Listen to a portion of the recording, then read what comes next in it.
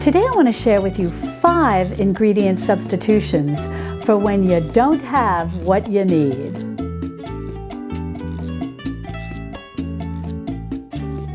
Hi sweet friends, I'm Mary and welcome to Mary's Nest, where I teach traditional cooking skills for making nutrient-dense foods like bone broth, ferments, sourdough, and more. So if you enjoy learning about those things, consider subscribing to my channel and don't forget to click on the little notification bell below. That'll let you know every time I upload a new video. Well, it can just be terrible when you're baking or cooking and you find suddenly that you don't have an ingredient that's in the recipe because you didn't read it through first to make sure you have everything that you needed. I know I'm guilty of doing that.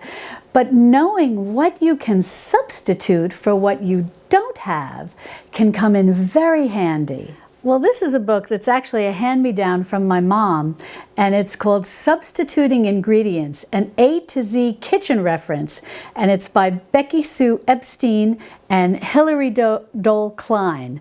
And this is a second edition. I think there's many editions of this book, and so if you have a used bookstore in your area like we do with half-price books, be sure to keep your eye out for it. But I wanted to share with you 5 of the substitutions that they mention in this book that I thought were very clever and can come in very handy. And also, after we go through these 5, I have another substitution that's not in here, but that I want to share with you that can definitely come in handy when you're baking bread. But the first item that I wanted to mention that they share in here is what to do when you don't have baking powder.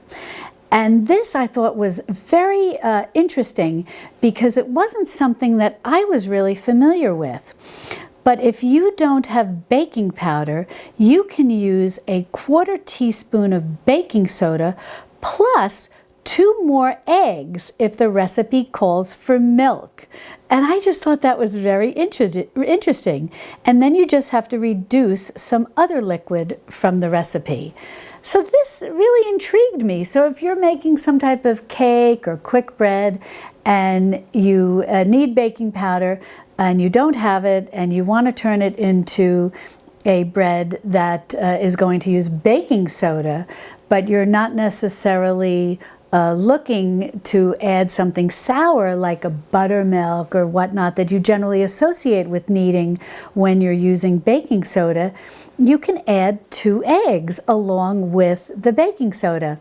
I found this very clever. So basically what you would do is whisk your 2 eggs, put them into a measuring cup, see how much they measure out as a liquid, and if the recipe calls for, say, a cup of milk, and the eggs, once you whip them up or beat them up, are, say, for example, 1/4 of a cup.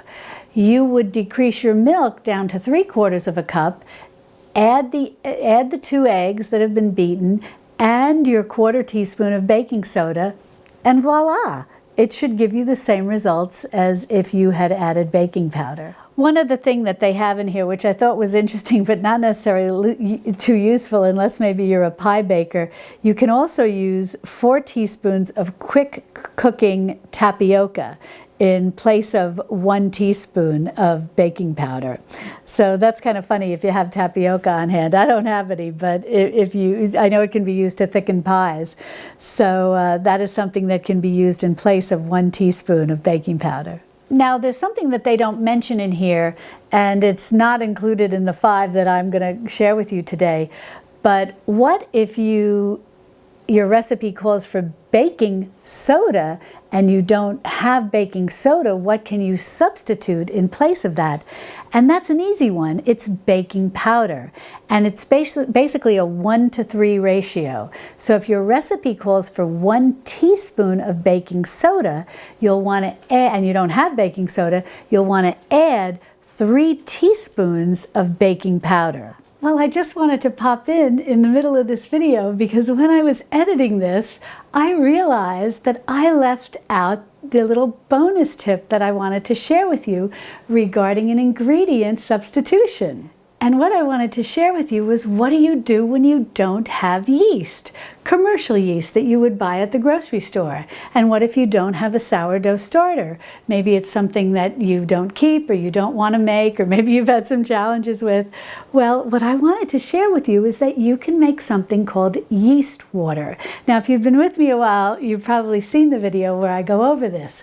But be sure to check out the video where I show you how to make yeast basically from water and a little dried fruit. And that's basically it. And before you know it, you're going to have something very bubbly like this that's going to help you rise your bread.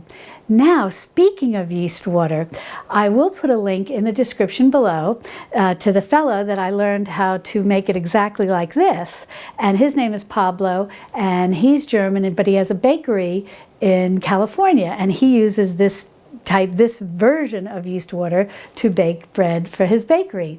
But my friend Heidi over at Rain Country Homestead, who I think many of you know, has a wonderful video on how to make fermentation starters to be used in various types of fermentation using fruit. And she uses both dried fruit and fresh fruit. And I highly recommend that, and I'll be sure to link to her in the iCards and put a link to that specific video, as well as her channel, in the description below. And she actually has a what I think is a simple version of making a yeast water starter or a fermentation starter. So be sure to check that out. Excuse me, but I had to put my bifocals on. I was straining to read that first one. This one I thought was very clever, and this can really come in handy, I think, at holiday time, like Thanksgiving and Christmas, especially Thanksgiving, maybe if you're making a pumpkin pie. If your recipe calls for evaporated milk and you don't have evaporated milk, you can use light cream. Sometimes it's called table cream. It's not the heavy whipping cream, but they cover that too. You can use light cream or half and half. And guess what? You can also use heavy cream. Oh, I don't know if you hear that. That's Obi's collar, my dog Obi. She's shaking her head. But I find that very interesting. So some options for evaporated milk are light cream or half and half or heavy cream. Their next recommendation for substitutions is what to do if your recipe calls for oil in baking and you don't have any. Of course, I think most of us know you can use butter, but something I did find interesting was that if your recipe calls for 1 tablespoon of oil, you'll want 1 1/4 tablespoons of butter.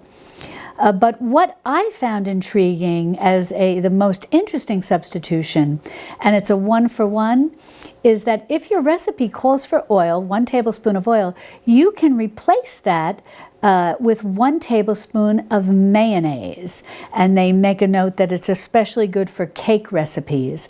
And I think that's terrific, because I think a lot of us have mayonnaise on hand, either homemade or store-bought. So being able to substitute mayonnaise in a recipe is very clever. The next recommendation that they make for substitutions, which I think is really terrific, and this is not so much an ingredient for cooking, but more for something that you would serve, and that's substitutions for pancake syrup.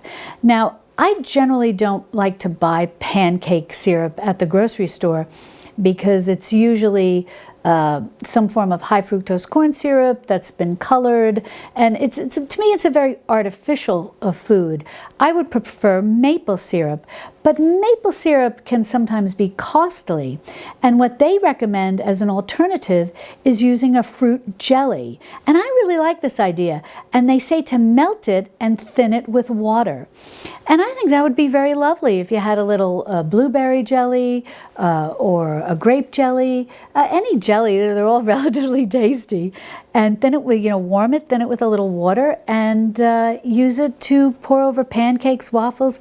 I think that'd be delicious. Now, the next substitution ingredient they talk about is a common one, but what I like is that they talk about the amounts, the correct amounts when substituting these ingredients, which I think a lot of us have questions about.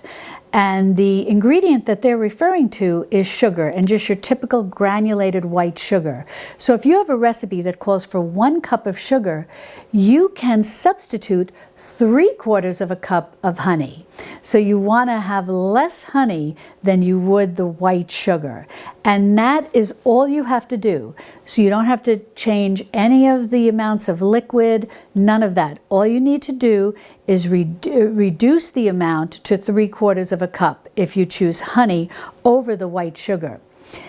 And another thing that I found very interesting was you can also substitute molasses for white sugar.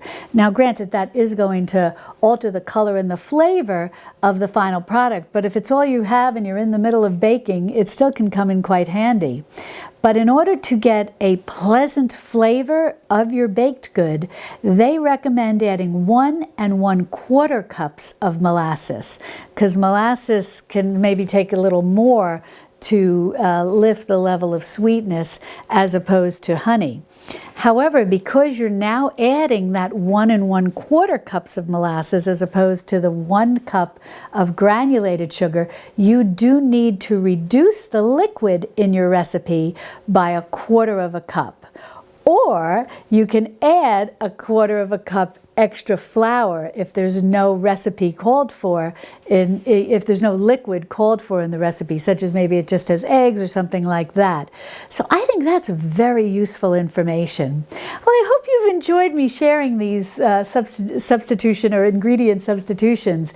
And if you have some that you find very clever and useful in your kitchen, please leave it in the comments below. And if you'd like to find how to use some of these ingredients in some pantry meals, be sure to click on this video over here, and I'll see you over there in my Texas Hill Country Kitchen. Love and God bless.